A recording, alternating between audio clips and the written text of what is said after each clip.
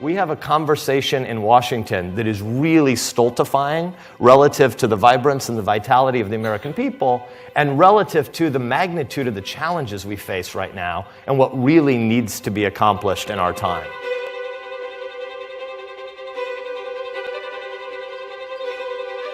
Philanthropy just has such an advantage of being insulated from the politics, and I think we have to pay attention to the politics. We don't operate in a vacuum, but you know, philanthropy can stay the course in a way that politicians often can't.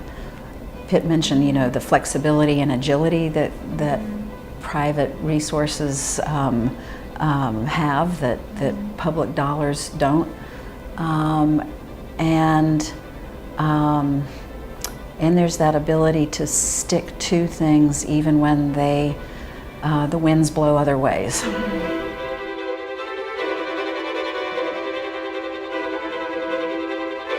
And I think one of the fundamental sort of heuristic devices we should use when we think about policy conversations is, are we ultimately trying to re-empower families and religious and cultural institutions and mediating institutions and local enterprises? Are we trying to re-empower them with whatever the new welfare state becomes, or are we trying to displace them?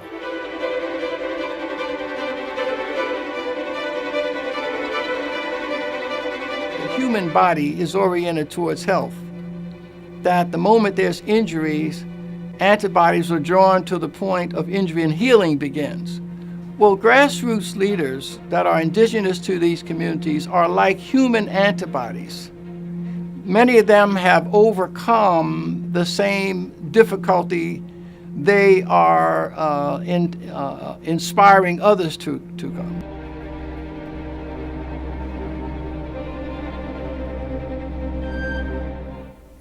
The private sector is not perfect. People in the private sector on occasion stub their toe and do foolish things, but compared to the public sector, it's no contest. And so if we want to do it right, if we want to do it in such a way that we maximize the benefit, that we eliminate waste and abuse and fraud, you have to hand the baton to the private sector, because we can do it so much better.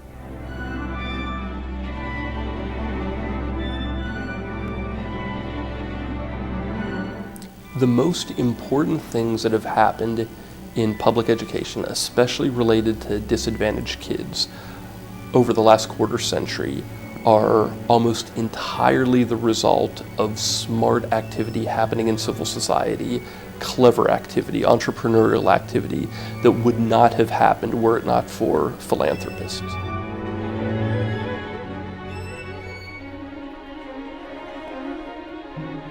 What's exciting is we're living in a time where technology is making it easier and easier to actually organize people in need with groups of volunteers. You know, you think about, we're living in this incredible time where some of the most innovative companies, whether it's Amazon or Airbnb or Uber, it doesn't create a product or service, but they organize a market. Mm-hmm. And that's exactly what we can do in civil society. You have millions of people who need help, and you have millions of talented individuals who want to volunteer and love and care for their neighbors.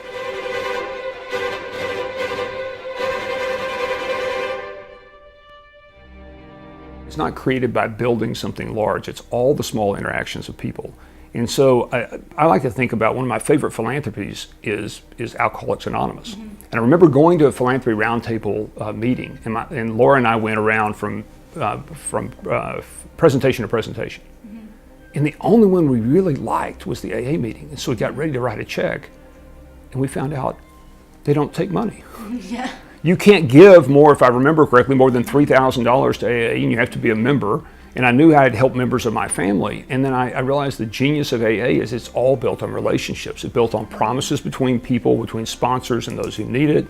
And so it's the power of people interacting with each other and caring for each other and holding each other accountable. And that's what love is. Love is caring enough to invest in another person.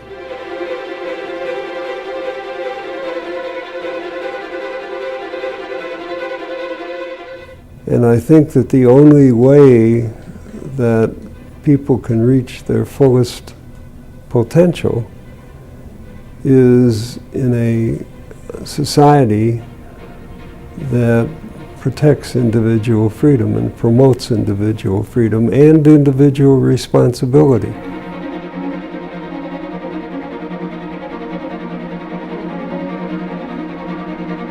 The government historically has a rather poor record of doing and attempting to do what the philanthropic community has done fairly efficiently in the past.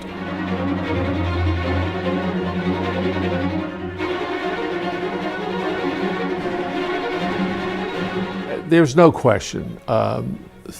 Government programs are inadequate, bureaucratic, typically don't work, take longer, and cost more. So you add all those things together and you say, what's more effective?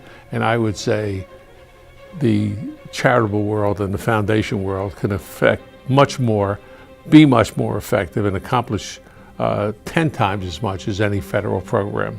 I think we've seen that over and over and over and over. Every time government gets involved, it's like walking into quicksand. The bureaucrat, the layers of decision making, the lack of risk takers, all of those things are not the problem that philanthropic organizations have.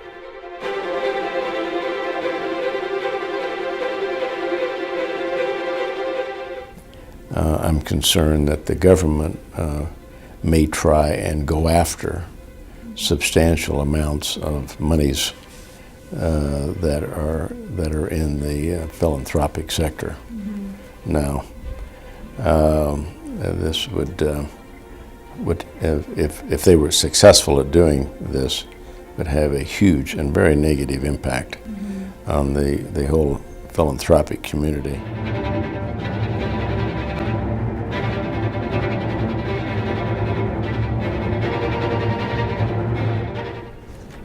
If there are issues in our society that aren't governmental, and that we as a group of people are drifting in a direction that's not necessarily great for our society, how else would you fix it aside from a group of people coming together with a passion to go move in a different direction? Because again, I firmly believe that if we as individuals are left to our own designs and are not held responsible to a higher authority or to our neighbors, and it's just all about ourselves, that we'll become a civilization that goes away.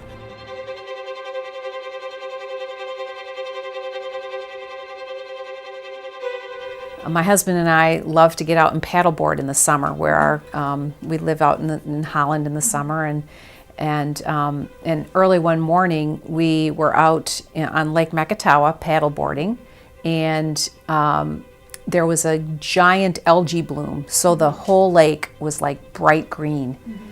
And as we were paddling along, I said, this is just gross. Mm-hmm. We have to do something about this.